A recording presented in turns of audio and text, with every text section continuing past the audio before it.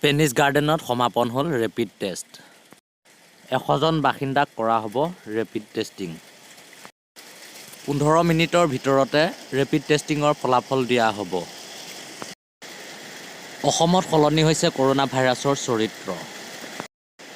14 দিন হোৱাৰ পিছতো ধৰা পৰিছে কৰোনা ভাইৰাছত সংক্ৰমিত লোক।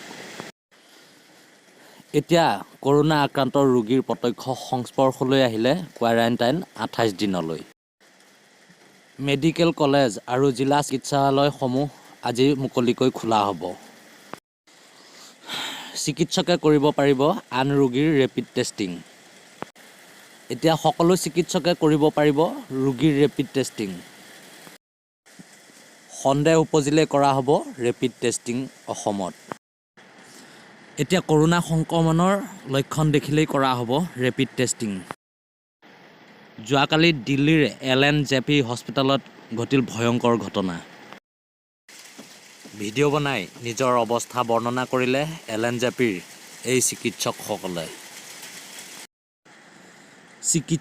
চিকিৎসাকৰ্মীক আক্ৰমণ কৰিলে কৰোনা ভাইৰাছত সংক্ৰমিত হোৱা ৰোগীয়ে।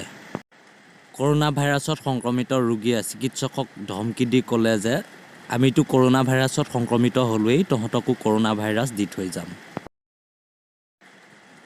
কৰোনা ভাইৰাছত সংক্ৰমিত লোকক কিছু সময় অপেক্ষা কৰিব দিয়াৰ বাবেই দুৰ্ব্যৱহাৰ কৰিলে চিকিৎসকক এই কৰোনা ভাইৰাছত সংক্ৰমিত ৰোগীয়ে।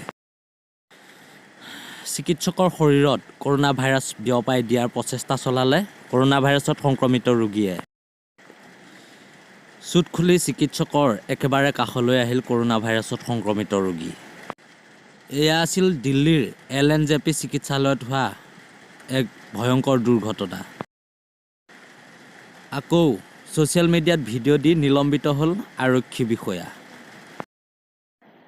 নিৰীহ লোকক শাস্তি দিছিল আৰক্ষী এই বিষয়াগৰাকীয়ে। শাস্তি দিয়াৰ ভিডিঅ' আপলোড কৰি নিলম্বিত হ'ল এই আৰক্ষী বিষয়াজন। সৰ্বসাধাৰণ জনতাক শাস্তি দিয়াৰ ভিডিঅ' আপলোড কৰিছিল এইগৰাকী আৰক্ষী বিষয়াই। এয়া আছিল মিছামাৰী থানাৰ উপ পৰিদৰ্শক ভূপেন্দ্ৰ ৰাৱাট। আৰক্ষী সঞ্চালক প্ৰধানৰ নিলম্বনৰ নিৰ্দেশ দিছে ৰাজ্য চৰকাৰে। তাৎক্ষণিকভাৱে কাৰ্যকৰী হোৱাকৈ নিলম্বিত কৰা হৈছে এই বিষয়াজনক। আজিৰ ভিডিঅ'টোৰ মুখ্য খবৰ আছিল ইমানেই। যদি ভিডিঅ'টো চাই ভাল লাগিলে লাইক কৰক, কমেণ্ট কৰক আৰু চেনেলটো ছাবস্ক্ৰাইব কৰক। লগতে বেল আইকনটো দবাবলৈ নাপাহৰিব যাতে আমি দিয়া নতুন নতুন ভিডিঅ'সমূহ আপোনালোকে চাবলৈ পায়।